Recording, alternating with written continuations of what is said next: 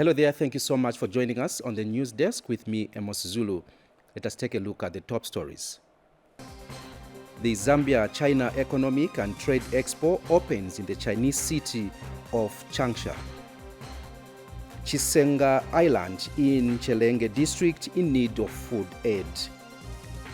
The China-Africa Economic and Trade Expo has opened in the Chinese city of Changsha. Kalan Mchima reports from China that Zambian ministers of Commerce, Trade and Industry, Chipoka Mlenga, and Infrastructure, Housing and Urban Development, Charles Milupi, are part of the expo and are using the event to woo Chinese investors to invest in Zambia. Take a look at this report. The 2023 China-Africa Economic and Trade Expo being held in China has opened.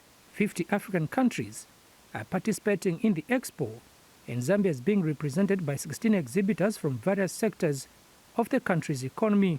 Ministers of Commerce, Trade and Industry, Chipoka Mlenga, and Infrastructure, Housing and Urban Development Minister Charles Milupi are using the expo to sell the interest of Zambia, especially in the area of trade and infrastructure development, through high-level engagement meetings. Zambia and China have increased their trade portfolio in the past few years, and we are very grateful for China being gracious to grant 98% of tariffs to be free coming into China. My government has set up policies where we want to emphasize on three things: the right price, right quality, and delivered within the right time. Earlier, Mr. Chipoka held a bilateral meeting with Chinese Deputy Minister of Commerce, Fei Ling, where a number of trade-related issues were discussed. Mr. Milupi, on the other hand, was attending the China-Africa Economic and Trade Cooperation Forum before heading to meet a delegation from China Jiangxi International Corporation. To strengthen the relationship, because we will understand the Chinese companies better. We will also be able to understand our requirements. Right now, kind of engagement we're looking from Chinese contracting firms is that whatever project that involves me must satisfy three criteria. That is the right cost, that is right quality. We are looking for international standards. You have seen the infrastructure in China, whether it's driving on the roads, top class. China-Zambia enjoys a long history, friendship and cooperation. For us as a company, as a Chinese investor, it is also a privilege to witness and also participate in the building and deepening of this relationship. Expo seeks to strengthen cooperation with investors and trade promotion agencies and associations in African countries, and is being held under the theme Common Development for a Shared Future. Kalan Uchima reporting for Zanis in China. In other news, Cabinet has given a go-ahead to Lusaka Provincial Administration to host a tourism, trade and investment forum exposition next year. Lusaka Province Minister Shiu Mliata announced the development through her permanent secretary, Robert Kamalata, during a Zanaco grand launch of the Innovation and Technology Summit in Lusaka. Lusaka will become the 10th and last province in the country to hold a tourism, trade and investment forum exposition that was first held by Luapula province in 2017. Jonathan Mukuka gives us more in this report. Cabinet has given a go-ahead to the Lusaka Provincial Administration to host a tourism, trade and investment expo forum next year. Lusaka Province Minister Shiu Mliata announced this through her permanent secretary Robert Kamalata during a Zambia National Commercial Bank Zanaco grand launch of the highly anticipated Innovation and Technology Summit held at Pamo's Hotel yesterday. Cabinet has allowed Lusaka Province to host provincial expo next year. Therefore, I'm passionately asking the innovators in this room to be part of that expo next year. And the Lusaka Provincial Administration has also given Zanaco a certificate of appreciation for the support rendered during the 2023 International Women's Day. So Lusaka Provincial Administration successfully commemorated the International Women's Day on the 8th of March 2023 under the theme Digital Innovation and Technology for Gender Equality. The event could not have taken or could not have been as colourful without the input of Zanaco. Meanwhile, Ms. Muriata has also appealed to financial institutions to extend their services to other areas such as Ruangwa and Rufunza districts. So we are asking those in this industry that think of taking your banks to places like Rufunza and Ruangwa so that we can bridge the gap. It is too wide. Jonathan Muka reporting for Zanis News in Lusaka. We now move to education, where the Mpulungu Town Council has distributed over 2,800 desks to schools in the district. Northern Province Minister Leonard Dimbao, who officially launched the distribution exercise, said the desks were procured using the funds from the 2022 Constituency Development Fund. Christine Muselu gives us more in this report. Proper learning environment is important in promoting quality education. In Mpulungu, the local authority has procured over 2,800 desks for schools using the 2022 Constituency Development Fund. Northern Province Minister Leonard Dimbao officially launched the distribution of the desks. The objective of the CDF is to create an enabling environment for holistic development at the constituency level, where members of parliament and the local community have the opportunity to make choices and implement projects which would improve the well-being of the people in their respective constituencies. Therefore, today's launch of the distribution of a total of 2,800 desks to selected schools in line with His Excellency, the President, Mr. Hakainde has directed that all schools in this country must be adequately equipped with desks, and that there shall be no child sitting on the floor by the end of the year. School authorities in the district are grateful for the gesture. We have a shortfall of 10,044 desks. We had a desk pupil ratio standing at 1 to 6. It said double seater, but 6 of your children, honorable, were sitting on 1 desk. So with the coming of 2,800, even that will reduce. So we are very, very grateful as a ministry. Pupils says this will help them concentrate in school. The issue of furniture in schools, to be particular in Mpulungu district, has a pride for a long period of time. We appreciate the government for coming to our aid by giving us this.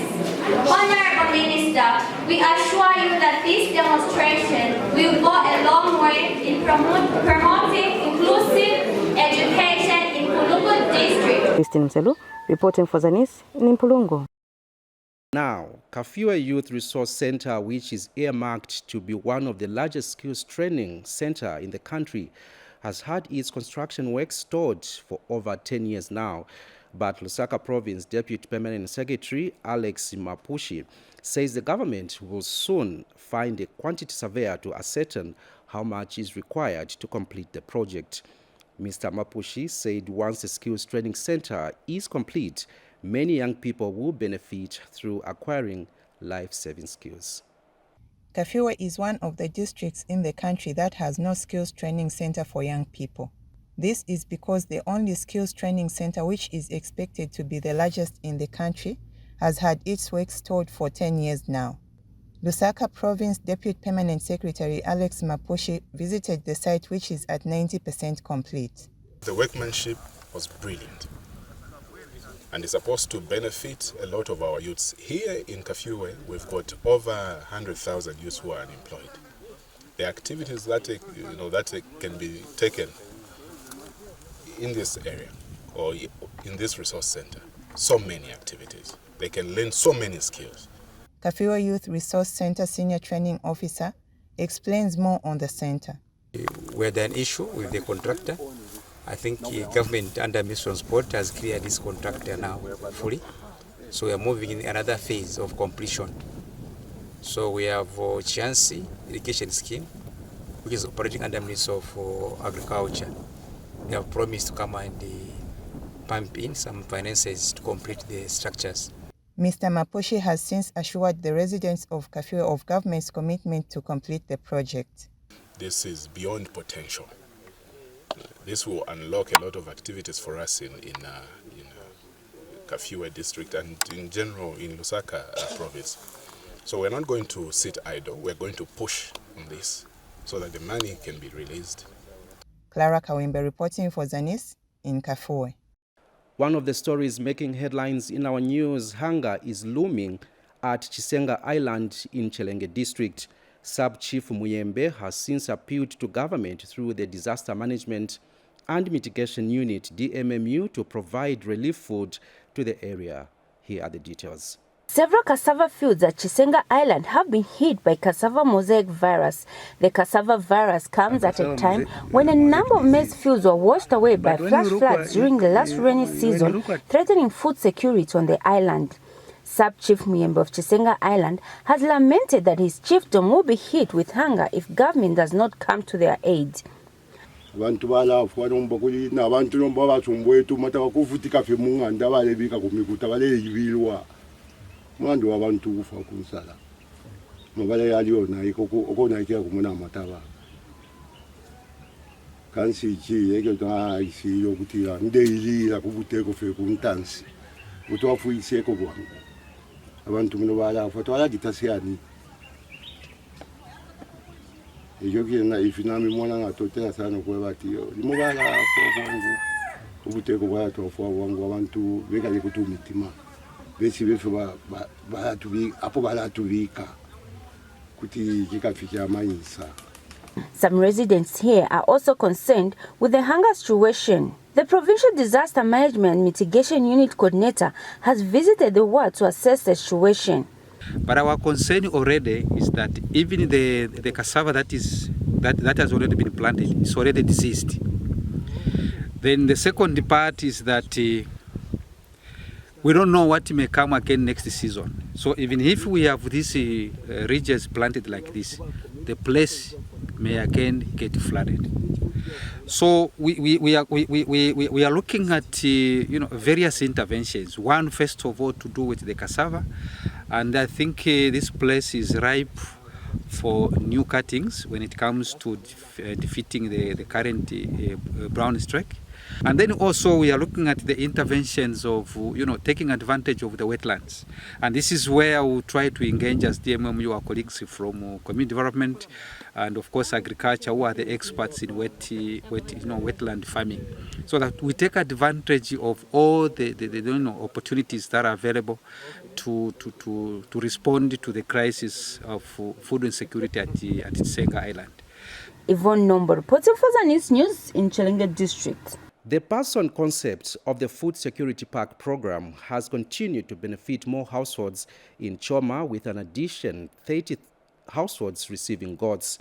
Choma District Community Development Officer Esther Kalonga says the department has made significant recoveries from those that have benefited in the 2021-2022 initial distribution, where they have raised funds to procure 90 gourds handed over to 30 households in the district. Ensuring that vulnerable but viable households are food secure has remained a priority for government. This is why eligible households are supported with farming inputs for both wetland and rain-fed agriculture programs under the Food Security Park implemented by the Ministry of Community Development. In Choma District, over 700 households have been targeted to benefit from the FSP wetland program, and the inputs are in the district ready for distribution. Choma District has received the inputs for wetland for the cropping season 2023-2024. The caseload for Choma district is 700 vulnerable but viable beneficiaries who have access to water bodies. 400 beneficiaries will receive a 5 kg of maize seed, 1 bag of urea, 1 by 50 kg of urea, 1 by 50 kg of compound D, while the 300 beneficiaries will each receive cabbage, rep, and the fungicides. And Choma District Commissioner Gamera Sikaria wants beneficiaries to put in their best and realize the needed benefits from the imports. This fertilizer, it should never be kept. It must be utilized in small gardens. Those that have land that they can grow maize, winter maize, vegetables, and etc. They should have to go and use this fertilizer so that between now and the rain season, they are able to get income. The district commissioner also stressed the need for beneficiaries to pay back for more households to benefit from the program. And this fertilizer also, it is aimed at paying back.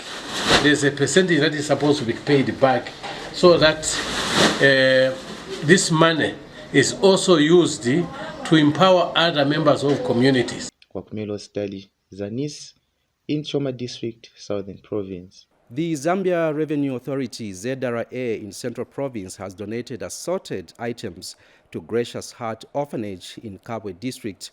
ZRA Provincial Manager for Indirect Tax and Excise, Anderson Piri, who handed over the items, says the donation is part of the revenue collecting institution's corporate and social responsibility.